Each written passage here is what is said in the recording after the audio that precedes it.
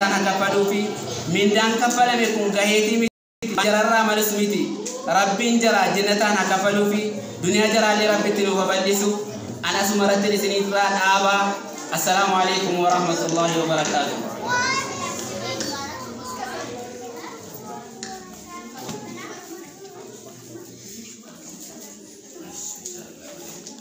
Assalamualaikum warahmatullahi wabarakatuh.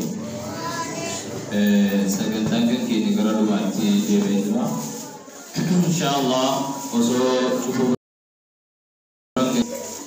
wannani asirati hasu warbadu. Aku majarika saturani shilimatni asirati gora mature shilimata karum sajarati daraja jarrigahan tuntain shilimata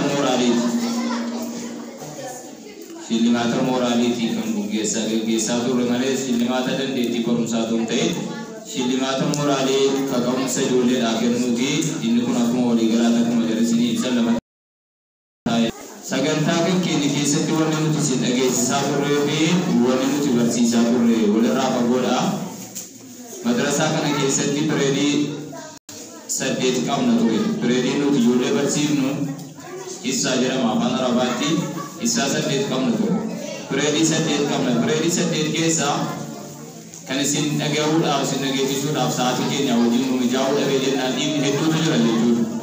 Waan hedduu waan jarri baratan waan jarri video jari apa tanuzuri nagese mulu saat ini sesuatu jeja wanu magarat aski senti wani sini amma sini dilage jisu barbade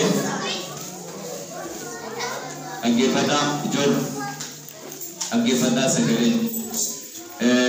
wannan sini dilage jisu barbade madrasa kana ke senti jolle masmara qur'ana kitna jechuda sadarka ka badani jiran ijoolleen sadarkaa qabatanii jiran ijoolleen sadarkaa tokkoffaarra jiran sadarkaa lammaffaarra jiran sadarkaa sadaffaarra jiran namni darajaan isaadhaa tokko miti inni tokko dandeettii cimaa qaba inni tokko dandeettii giddu galeessa qaba inni tokko dandeettii gadi bu'aa qaba.